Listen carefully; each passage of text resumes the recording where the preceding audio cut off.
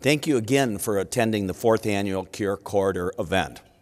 As you know, the Cure Corridor is home to over 13% of the Phoenix metro area's bio-life science employment.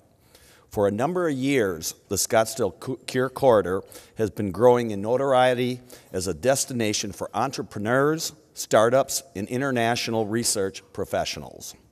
Companies on Scottsdale's Cure Corridor employ more than 20,000 with a direct economic output of $2.5 billion and an indirect output of $3.5 billion annually. Anchored by companies such as TD2, Honor Health Research Institute, and Mayo Clinic, this medical corridor is one of the strongest employment centers in the state, and we are proud. Scottsdale is a unique point in the development of the Cure Corridor. We continually find companies that want to grow and develop their business in Scottsdale. Staying abreast of today's business and rapidly changing healthcare market is complex, and the merging of technology with bio-life sciences is becoming more commonplace with each passing year. This year's keynote speaker is a managing partner and president of Palo Alto Investors, LLC. His investment management firm, which was founded in 1989 and manages over $1.8 billion in assets invested in healthcare. Board certified in radiology, he has served on the clinical faculty at Stanford from 2000 to 2006. He received his BA from Harvard, MD from Duke Medical School, and clinical training at Stanford. Joon has served on several corporate and nonprofit boards and has published dozens of patents, scientific articles, and business essays. At this time, I am honored and would like to welcome Dr. Joon Yun to the stage to discuss the future of healthcare, the real evolution in life sciences, aging, and the business of healthcare is ahead of us.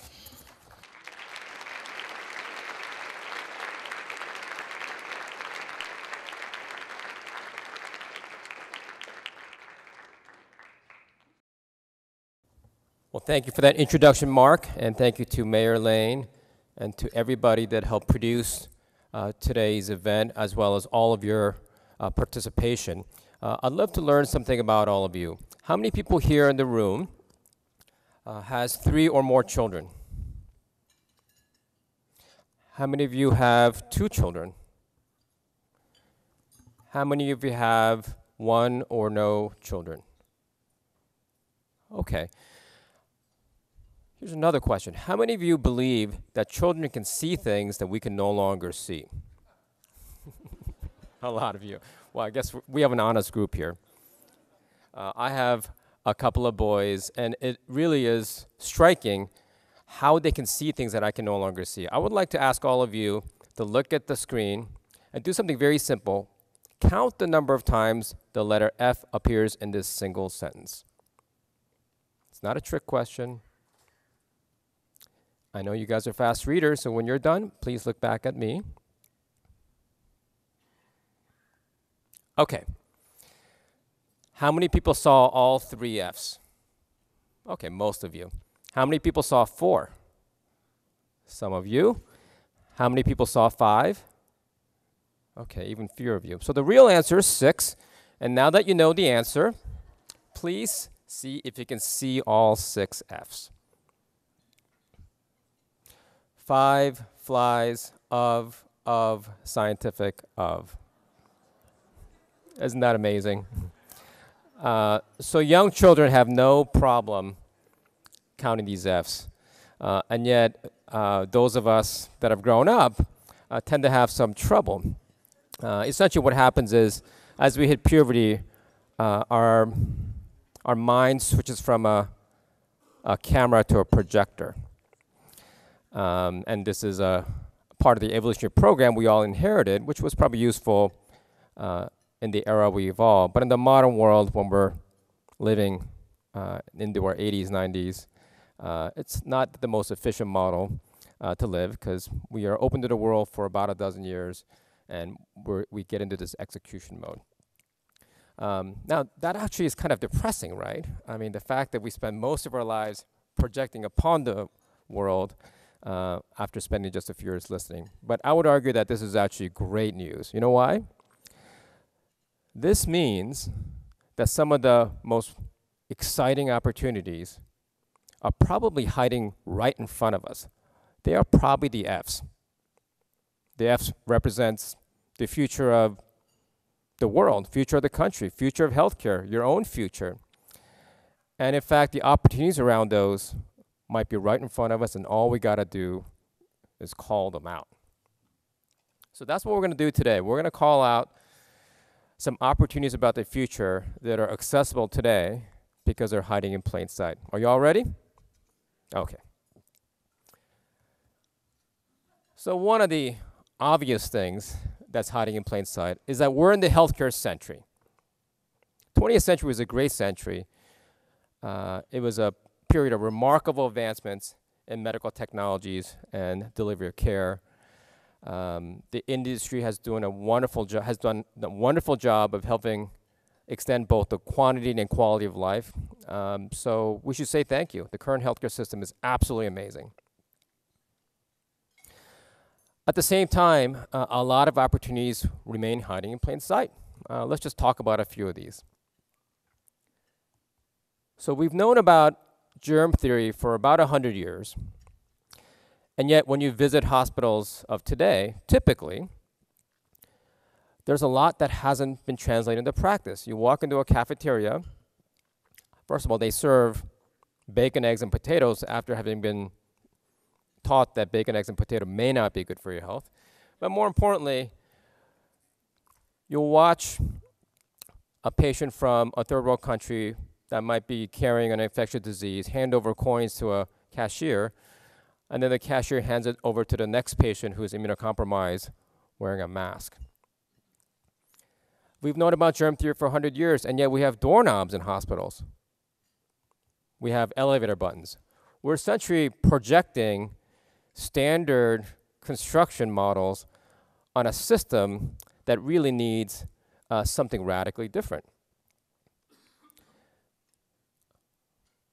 You know, during the winter season, we were often taught by our pediatricians to keep our kids away from areas where there are a lot of sick children who might be touching a lot of things, right?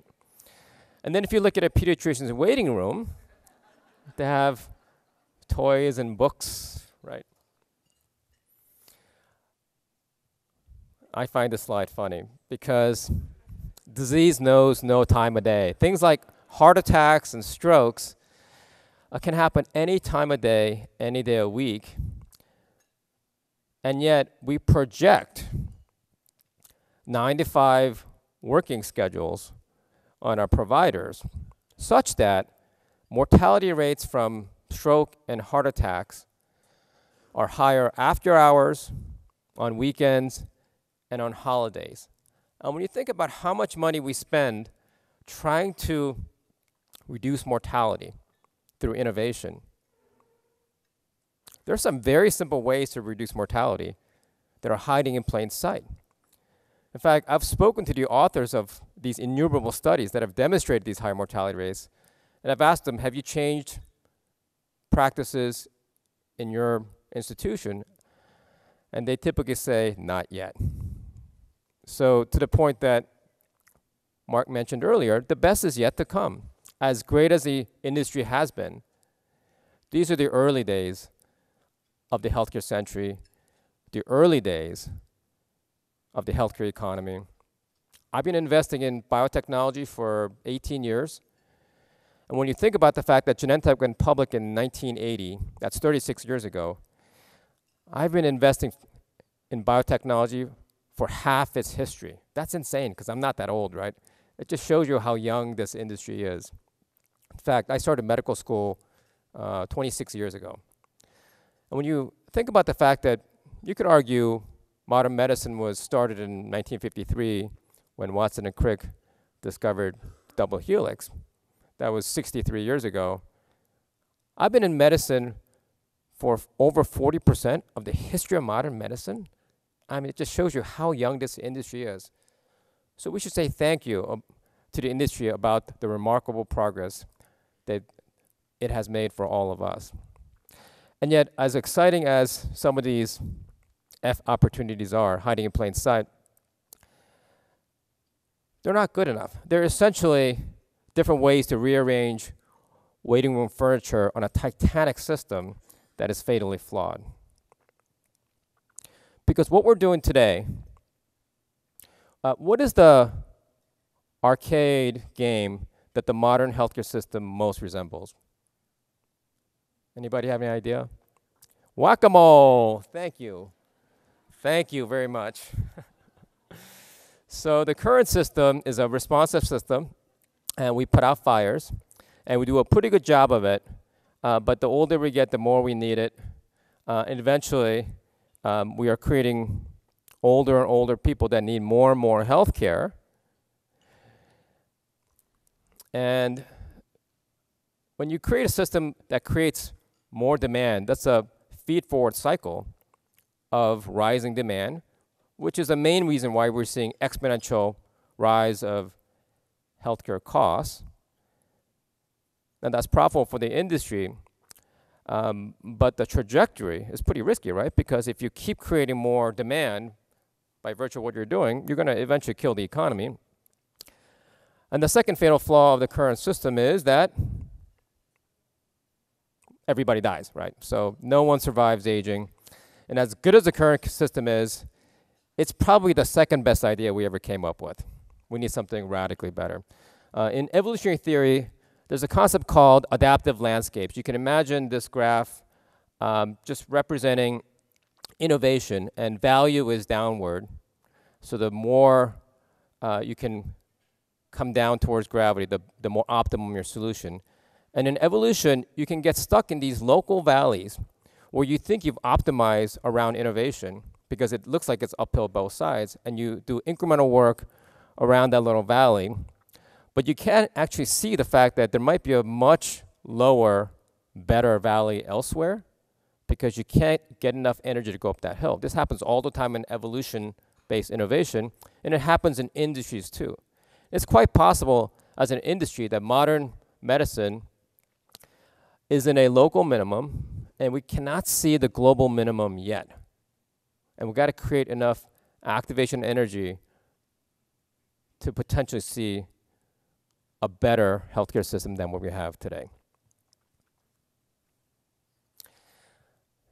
And that is what Finding Cures is all about. I want to congratulate all of you who are involved in Cure Quarter for really focusing on the possibility that there might be a much better way to address the needs, the health needs of the human population, aiming towards cures instead of palliative treatments that create more demand in the future. In fact, the word curiosity and cures has the same Latin roots. It basically means tending to. Curiosity is tending to the truth, and cures is tending towards the need to make it whole again. So what does it mean, truly, to cure something? Let's do a deep dive on thinking about the definition of cure. When I think about evolution, evolution endowed in us the first healthcare system. We have tremendous capacity to self-heal. When we are young, whether it's a broken bone or a cut or catching a cold, we have tremendous intrinsic capacity to get back to homeostasis. Everybody here learned about homeostasis in biology class? Some of you. Okay, homeostasis is a state of equilibrium. That's what homeostasis is. Now, what we weren't taught is the notion that homeostasis is achieved by our intrinsic homeostatic capacity. Nature endowed in us incredible homeostatic capacity that essentially is our intrinsic healthcare system that allows us to get back to homeostasis, get back into balance. And that's essentially what health is a state of homeostasis. Some synonyms for homeostatic capacity include words like resilience, robustness, dynamic range, anti-fragility, coping skills, buffering, auto-regulation. There's lots of ways to think about what homeostatic capacity is. The best way to conceptualize this is as a 1970s toy called Weeble Wobble, where you push it and the body self-centers, just like the toy does. That's what nature endowed in us. In fact, it's so successful that when we are young, we don't even realize we have homeostatic capacity. In fact, the true definition of health is the feeling of nothing. When we were 12 years old, we felt nothing. And then in the middle of our lives, we start to feel something. And you talk to our parents or older folks, and they feel everything, right? So think about health as high homeostatic capacity. It's with us for about 40 years, and like many things in life, we don't realize we have it until we start losing it, typically around my age. And then we start to experience funny things. So now that I'm in the middle of my life, all of a sudden, I can't ride roller coasters anymore. I can't do somersaults. I can't do cartwheels. Because when I go on those things now, when I try to perform those things, my Weeble doesn't self-center, so I come out of it wobbly, and I get dizzy, and I just say, I don't like them anymore. And my children have no idea what I'm talking about. Same thing with altitude. When I go up to the mountains, I feel dizzy now. I feel something. My children are running around. They have no idea what I'm talking about. In restaurants, all of a sudden, my pupils don't open up enough, and everything looks dark. When I go outside, my pupils don't close enough. Everything's too bright. My children happen to love one of the pastimes of Scottsdale. They're golfers, and when they are golfing, they're in T-shirts, and I tell them, guys, it's cold. I'm in 2 layers, and they say, Dad, it's not cold. And neither one of us are lying. What's happening is I've lost homeostatic capacity. I can't get back to equilibrium on my own. I need some help. I need clothes. I need HVAC systems. You know, when I catch a cold, I don't recover in 2 days. I'm typically coughing for a month. I can't get back to homeostasis. I remember being able to stay up all night when I was in college and feel fine the next day. I recently went to a Lady Gaga concert on a Tuesday, and I was still tired on Saturday. Same thing when it comes to recovering from jet lag, from a hangover. It just takes forever now. Same thing when it comes to recovering from injury or wound. I played sports my whole life into my 40s. I broke my first bone at 43, and when I went to the orthopedic surgeon, I asked him, how long will it take? And he said, about 2 years. And what's happening is I'm losing my own rejuvenative capacity. I used to be able to eat anything and feel fine. And now when I eat a, quote, bad meal for dinner, it wakes me up at 1 a.m. So is it really bad diet that's causing disease or causing aging or killing us? Or is it lost metabolic capacity? Is it really inflammation that's causing aging? Or is it lost inflammatory capacity? In fact, when you look at athletes, why did they suddenly retire at 40? Jeter just retired a couple years ago at 40. He was a high performer, but like all athletes, when they hit their 40s, all of a sudden, they can't do it anymore. They're highly tuned to their body, but their homeostatic capacity erodes just enough that they go from being a Hall of Fame caliber player to an average player to retirement in a couple of years. These are all objective things that we know, we see, and we feel. Now think about all the subjective things that we can't feel. I'm sorry, objective things that we can't feel. Subjective things we just talked about. Objective things we can't feel, such as our blood pressure or our glucose. When we are young and when those numbers go high, our homeostatic capacity returns them to normal. After midlife, in some of us, they stay high, and we give it names like diabetes and hypertension. Are these really different diseases?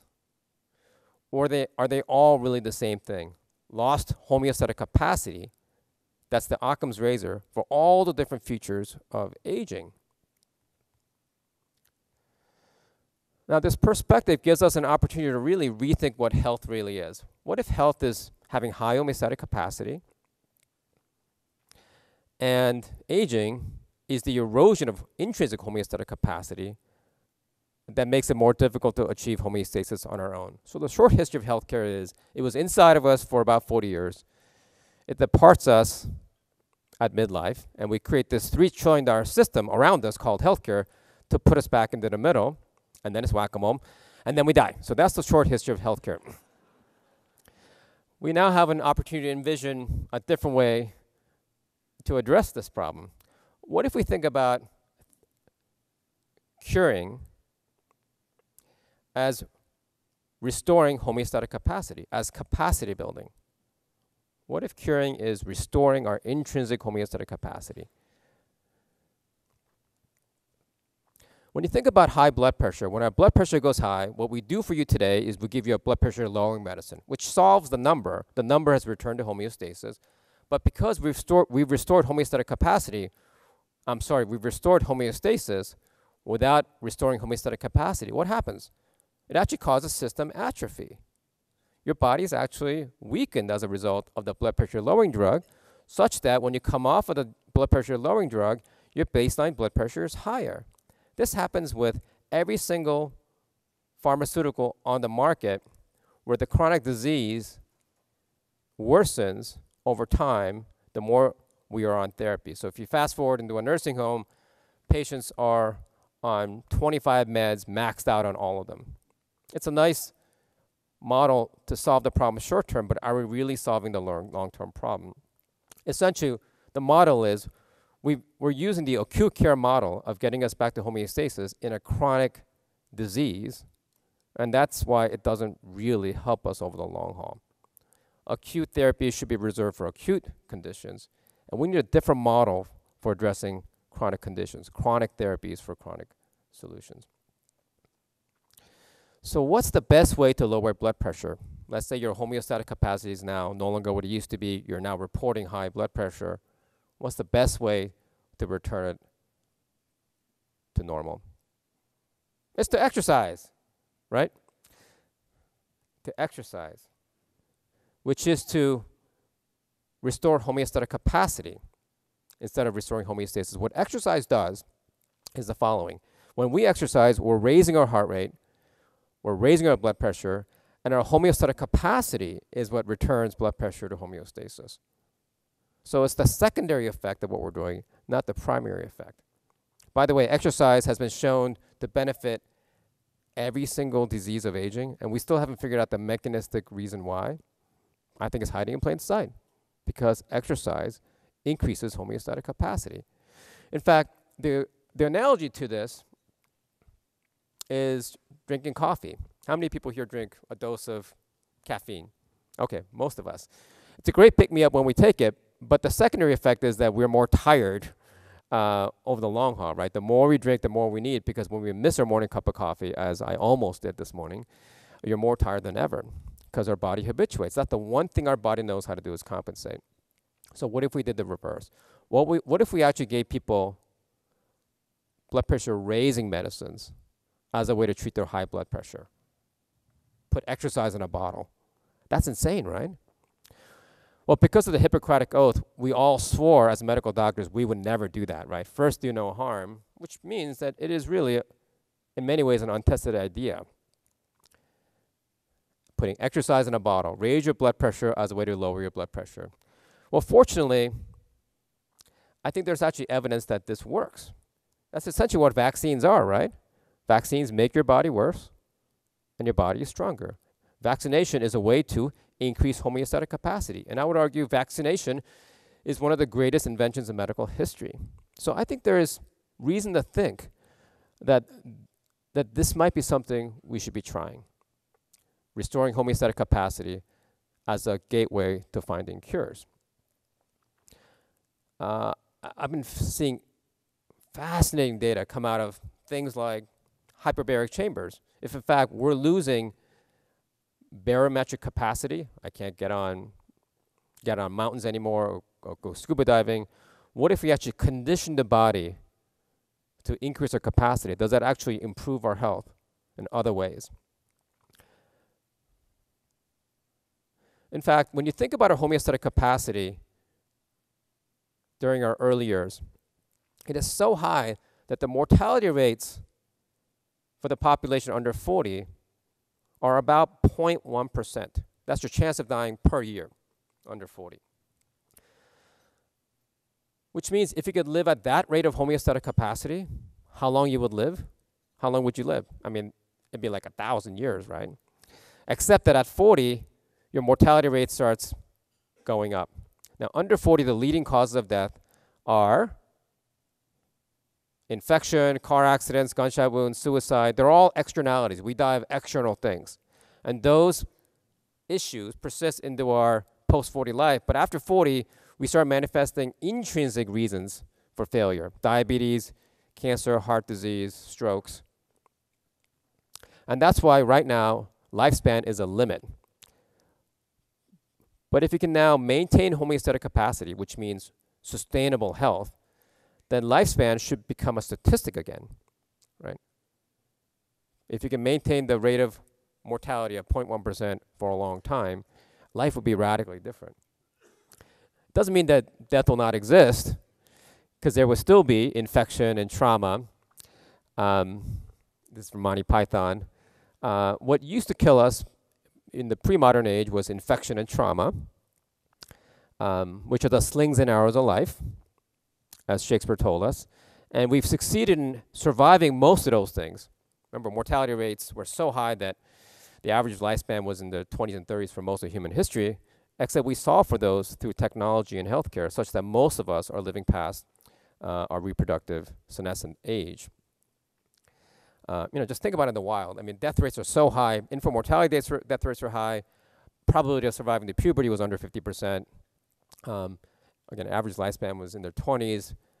We were likely to lose half our siblings, probably lose a parent. In fact, every meal was probably a predator-prey encounter, so chance of surviving per meal was, on average, 50% in nature. And yet now, our survivorship is so high, we created a new way to die, which is aging. And what can we do about this? Well, in order to really reimagine cures, the first thing we need to do is to reimagine assessment of health, reinvent diagnostics. What we're doing in the healthcare system today, imagine an annual checkup, walking into an annual checkup. Typically, your physician will measure your heart rate, blood pressure, glucose, cholesterol. These are all state variables. What I mean by that is they all describe system state. But this is tantamount to a seismic scientist trying to assess collapse risk of buildings in San Francisco based on whether the building is still standing every year. That's state. In fact, what do? Seismic scientists, they actually push it. They do resilience testing. They do dynamic testing. They do response testing. That tells you much more about collapse risk than whether you're still standing once a year, right? But that's not what we're doing in healthcare. We are measuring state variables when in fact we should be measuring system dynamics. Here's what I mean by system dynamics. System dynamics is the state over time. Now, Minkowski taught us that we should be adding the fourth dimension to classical physics, that life has 4 dimensions, right? 3 dimensions plus time. That revolutionized physics 100 years ago. We have yet to apply that to biology. Right now, we're still in a 3-dimensional way to look at biology, the human body, and health. And by not having the 4th dimension, we are essentially missing temporal resolution of biodata. It's great that we're gathering all these biomarkers, but they're all state variables. But unless we measure those biomarkers over time, we're missing very important information. Let me give you examples. Our blood pressure changes more changes more sitting to standing than it does year to year. So the fact that we measure it once a year without reporting your position is bio noise. Your heart rate is largely stable your whole life, but your heart rate response to exercise is what declines with aging.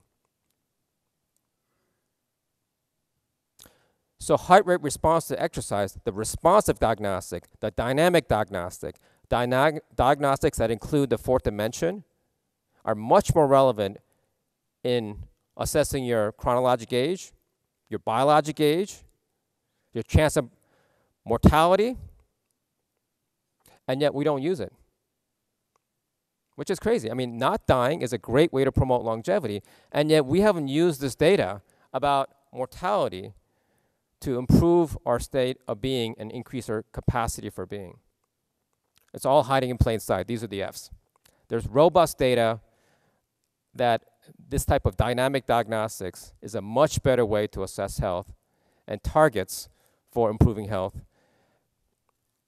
Dynamic blood pressure, dynamic heart rate. You could throw HRV in there. That's heart rate variability. We've had 5 decades worth of data that HRV is a predictor of mortality in utero.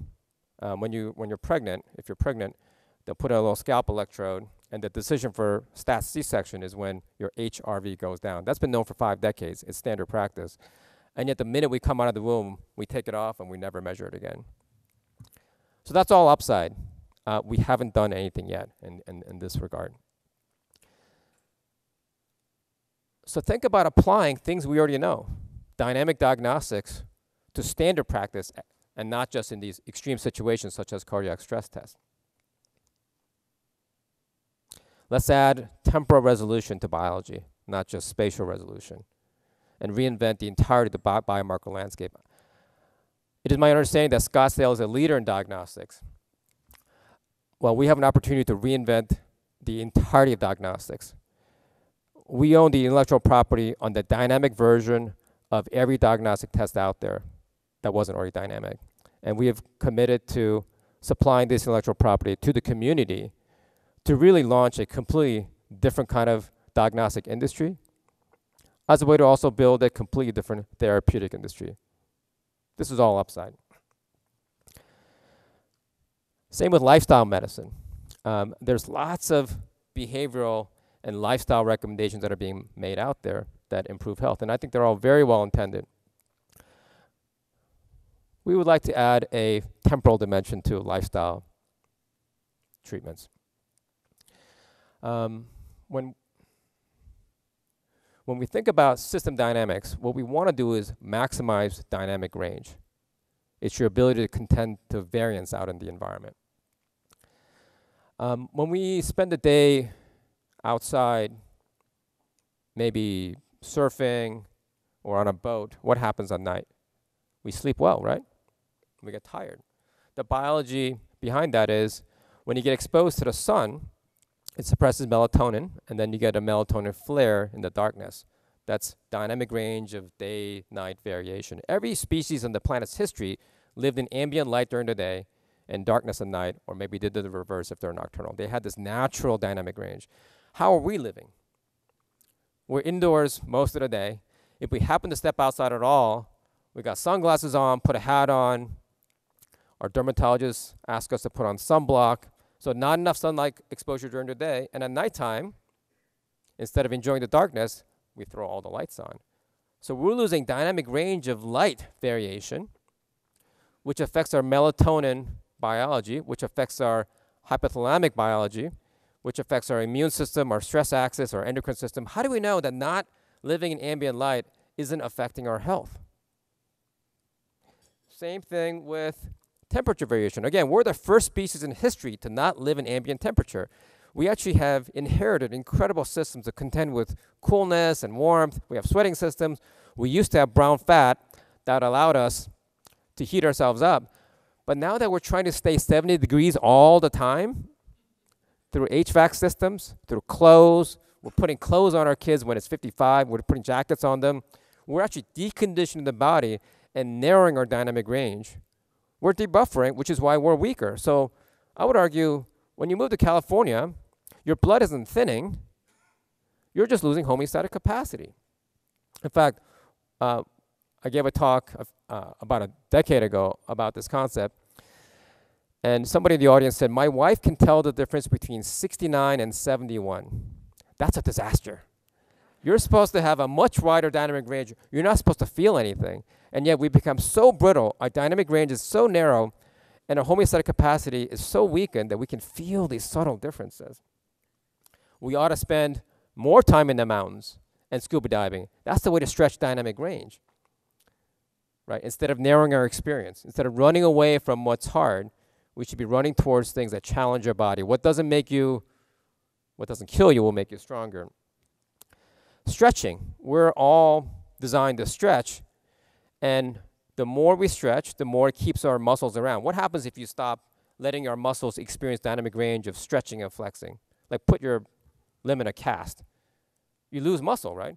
So not letting our muscles experience their dynamic range essentially causes system atrophy. In hospitals, if you do nothing but this to patients, they've shown that people actually get out of the hospital faster. And yet, instead of letting our muscles experience their dynamic range, what do we do all day long? Well, not this one. We stay in our ergonomic and neutral sitting positions and driving all day long. Same thing with stress. Is it really stress that's killing us, or is it chronic stress, right?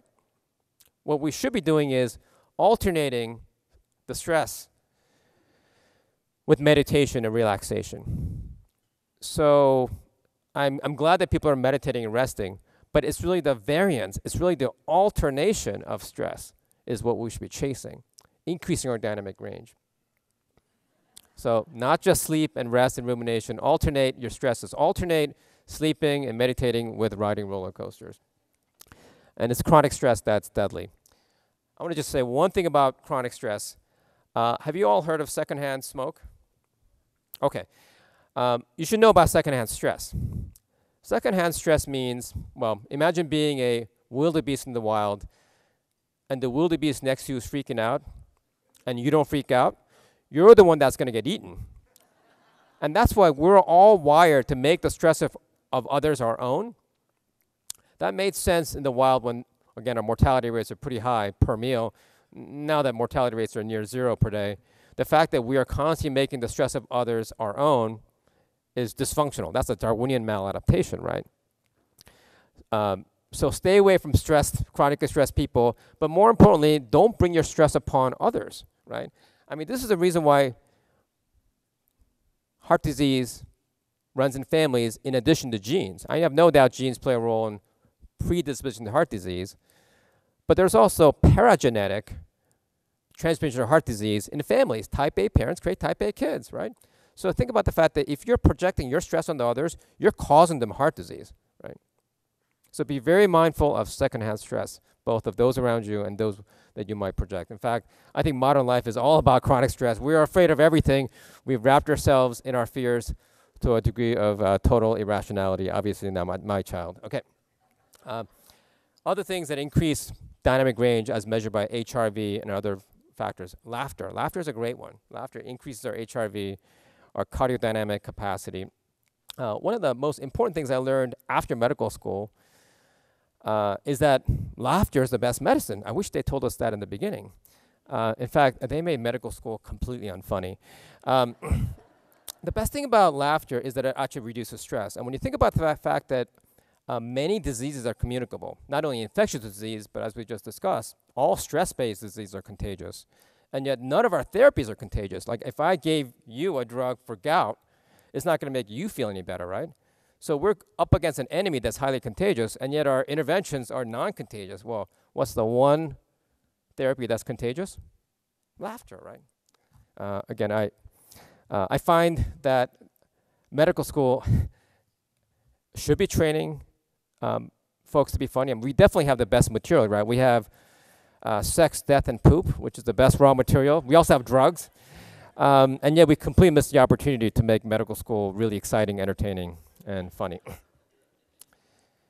Here's another thing that increases homeostatic capacity. I just couldn't find any pictures on the internet on this one. So what this means is, just constantly vary what you do. Walk home a different way. Think about this metaphorically. Increase your dynamic range in your whole life experience.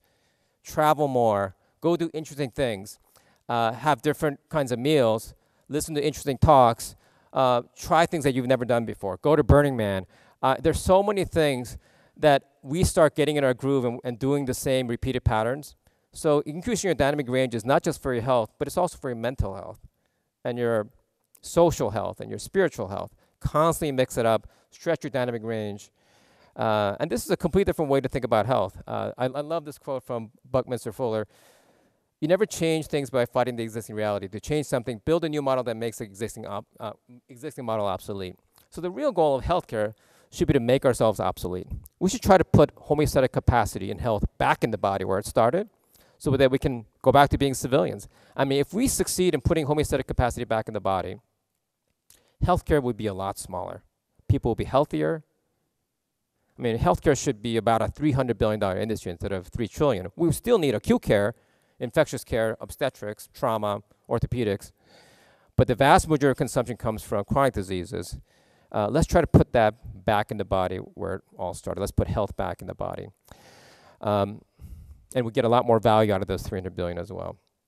I'm going to leave you with a final thought, which is if we leapfrog all this, the idea of putting homeostatic capacity back in the body as the target for intervention, Healthcare 4.0, this gets back to my college roots. I studied biology and evolutionary biology, and one of the most provocative ideas I heard in evolutionary theory is the idea that aging might have been a trait that nature selected. The idea of retiring old members so we can make new members in life.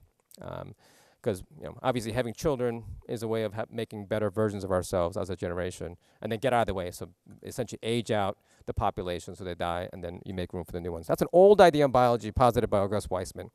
That was around for decades until he was killed by Peter Medawar, a Nobel laureate, who in 1953 said that aging, senescence, can't be reflected in evolutionary selection because it occurs after reproductive age. So since you've already passed on your genes, there can't be selection pressure for aging being a code, like genetically coded. I would argue that Medawar missed some things. Grandmothering is an example of something that we do after we pass on our genes, and yet it promotes fitness. Same thing with males. Males reproduce long after, male reproduce long into their senescence. This is Hugh Hefner trying very hard. And women's reproductive senescence also happens during reproductive age. There should have been runaway selection to defer menopause, and there hasn't been. So I would argue that Medawar's argument doesn't hold. That in fact there was selection pressure to make aging part of our DNA. And ironically, the year we discovered the code for life is the year we gave up on looking for the code for death, which is what aging really is. And so that's all upside. Nothing has happened yet in that regard either, because we've had a framing that aging can't be genetically codified, so we never looked. So that's the thing that I'm most interested in, the fact that aging is encoded. And we already have examples of this. This is just to show that there's no reason why sustainable health isn't thermodynamically possible. We should be able to acquire energy to maintain homeostatic capacity. There's examples out in nature where there's no senescence. There's examples where aging happens rapidly after reproductive age. I want to call your attention to the concept of apoptosis, which is the idea that cells are all programmed to age and die. It was a heretical idea until it won the Nobel Prize, classical biology. So the idea that cells are programmed to die is a remarkable one. All cells are programmed to die. A few of them, though, edit out their own genome, and they now edit out their senescence. What do we call them? We call them cancer. So that's what's kind of remarkable. It is actually possible to edit out our own senescence and aging pathways. Nature's already showing us the way. Now, we got to solve cancer, right? It's a scourge of humanity. And yet some of us should be looking at cancer as, what are they doing right? Are they actually the gateway to showing us how to edit out aging and senescence? Maybe use some of our gene editing technologies that are available today. There's a possibility that the end of aging could be much sooner than we think, right? Now, I'm not banking on it, but we haven't looked. And that's worth looking. And it's looking like it's the end of my presentation, too. Now, can you fast forward for me going forward? I think this, okay. I'm going to just fast forward. This is we started an initiative that was initially called Weismann's Wager, modeled after Pascal's wager. People know Pascal, right, the mathematician who was also a philosopher.